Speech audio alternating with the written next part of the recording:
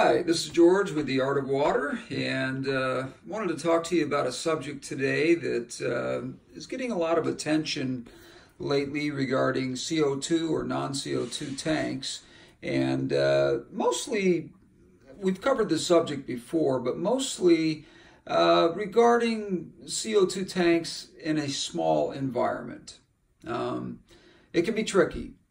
So one of the things that I've noticed that I've had success with that might be more interesting to you if you're thinking about using CO2, number one, what size of a CO2 system do you want for your system?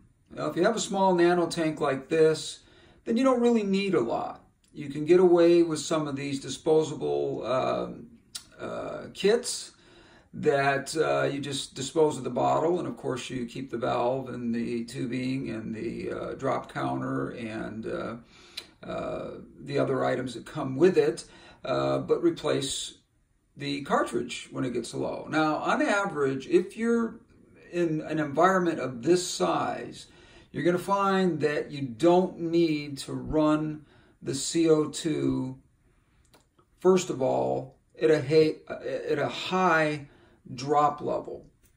In other words, your drops can be basically, if you look at my drop counter here, about one every, I would say, 10 seconds.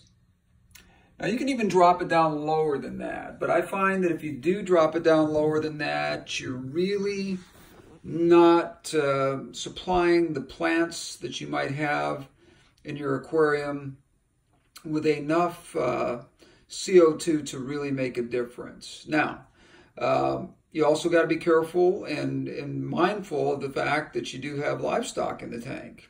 And CO2 can be extremely harmful to those fish that are in your tank that, if they're getting too much CO2, obviously it can be harmful to them. So one of the things that I do is start out very, very slow with the CO2. I start out with what I've just shown you here. This is a fairly new tank. I set this up approximately 3 days ago. It's very similar to one that my daughter has, and I liked it so much that I went ahead and set one up for myself. Now, this is not heavily planted, but everything in here is fairly new. This tank only cycled maybe 3 weeks ago, and I was a little hesitant to put any fish in here. Again, all I have is a single betta in here right now. I don't have anything else in here except for, I do believe there might be an algae eater of some kind in here, and if there is, I don't remember what it is, but anyway, as far as CO2 goes, it's not a must. I've done tanks, in fact, in our previous video regarding community tanks or solo tanks, fish that are just, going solo in the tank, making a decision about what you want to do there. When you do a CO2 tank, it doesn't matter whether it's a community tank or a solo tank. You still have to keep an eye on things, specifically keep an eye on things if your fish are behaving incorrectly. Now, this fish here is acting fine. He's not acting any different than he did before I added the CO2. So I know, because of his behavior, that there isn't any problems with the CO2. Also, I test the CO2 levels. I do not have a tester on this one. I do plan adding one over the next couple of weeks. That would be a way of giving me a quick indication as to whether or not there's any problems. The only thing I don't like about a small kit like this is a Fluval 45G kit that I like a lot, and I've used it on several tanks. But the one thing I don't like about it is you have to turn off, or at least I recommend, you don't have to, but I recommend turning off your CO2 when the lights go out in the evening, because the CO2 is of no use to plants that are not getting light treatment at the same time. So I turn it off in the evening. Now, the only thing I don't like about this kit, and all of the kits, it has nothing to do with Fluval. Fluval is a wonderful company, and I really appreciate the fact that they have come up with these small kits for small nano tanks and for the aquarium hobbyist that's just really basically starting in this hobby. I find that these are very good little kits for that. But the one little drawback that I have on these, and it's not a big one, is that when you get up in the morning and you turn on that valve, you're going to get a rush of CO2 into the tank, and you've got to be right there to make sure that that does not sustain for any length of time, and then dial it back to where you want it. And that takes a little work. It does take a little work. It actually,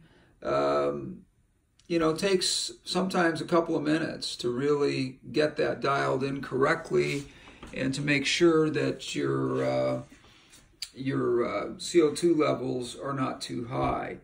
One of the things that I would say about that is that if you don't want to have the hassles of that, then don't even bother with CO2 at all. But there is some benefits to it. Your plants will thrive. You will see some pH spikes sometimes, or not spikes, excuse me. The opposite of that. You'll see your pH drop, which can be a problem for your fish. That is easily remedied by using a buffer of some kind. I don't like using chemicals. I try to stay away from them as much as I possibly can. But if you do have a situation like that, and a lot of CO2 tanks do, then there are some great products out there that are good products. C02 makes one, which I'll take you on a little walk with me here and take you into a room here where I keep some of these products. And I probably should have had this out before I ever started this video, but I didn't think about that at the time because I didn't know I'd actually be talking about it. But if you look at C02's neutral regulator is what it's called. And basically what that does is adjust your pH to 7.0. You can't overuse it. You want to try to use it the way that it tells you on there. There's a lot of product in here for about $11.99. As some places charge a little bit more, and some people charge a price that's fairly reasonable. But if you're having problems with a pH drop or a pH spike, you really use this and make it work for you and have very few problems with your tank having issues.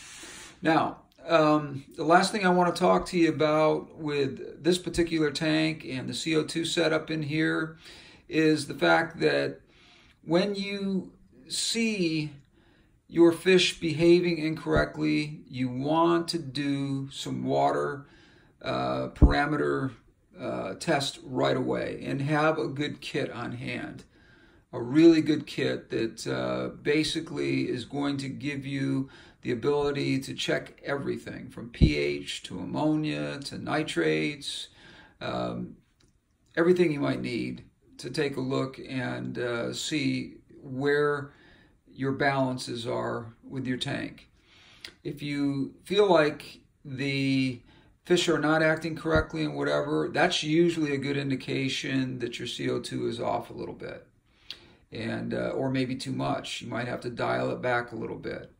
And what I do is basically dial it back to a point where it is, just a drop every 20 seconds roughly. Now that's not a lot, and it's not going to benefit your plants a whole lot, but it does get your fish to adapt to the environment and to get used to that environment, and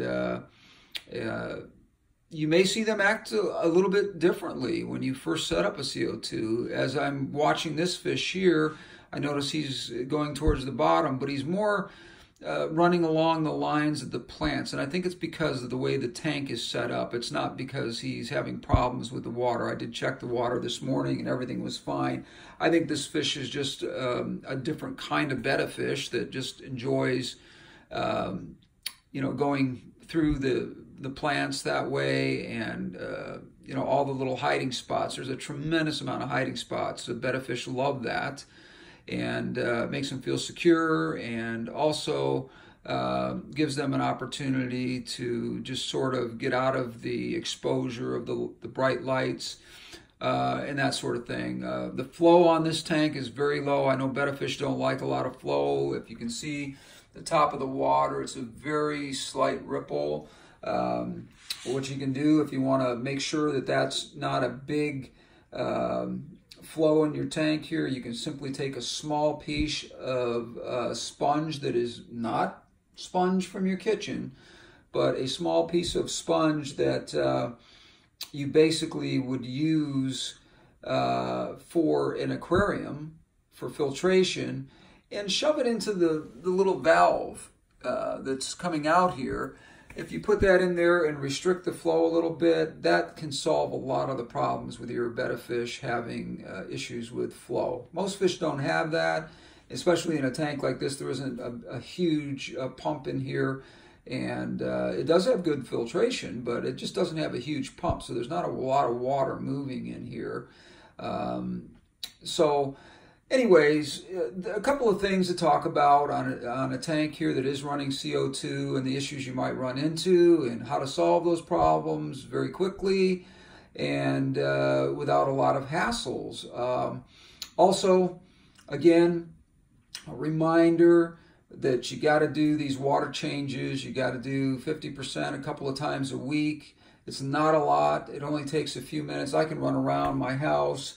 And even this little smaller tank down here at the bottom, I can do a water change in these two here just by using a small vacuum that takes literally no more than approximately 15 or 20 minutes, and get the water set out the night before. I have a couple of pitchers of water, because basically all you need is 2 or 3 pitchers of water that allow you to get these tanks filled right back up to where they need to be. Remove the same amount that you're going to put back in, and it's an easy thing to do. But make sure you do get those water changes in there. It's very important. Anyways, this is George with the Art of Water, and I just wanted to talk to you a little bit about CO2 today. And if you have any questions or you want to subscribe, please do. I would love to hear from you. We'd love to see your comments and answer any questions you might have about how I have success with these tanks. And again, make sure you are looking at products that are known to be good products. In this case, C-Chem. I have a couple of their products that I've used. I don't use a lot of chemicals, but when I do, these guys really do it right. And they're people that you can count on, and absolutely not hesitate to use their stuff. Anyways, again, this is George with the Art of Water, and we'll talk to you again soon.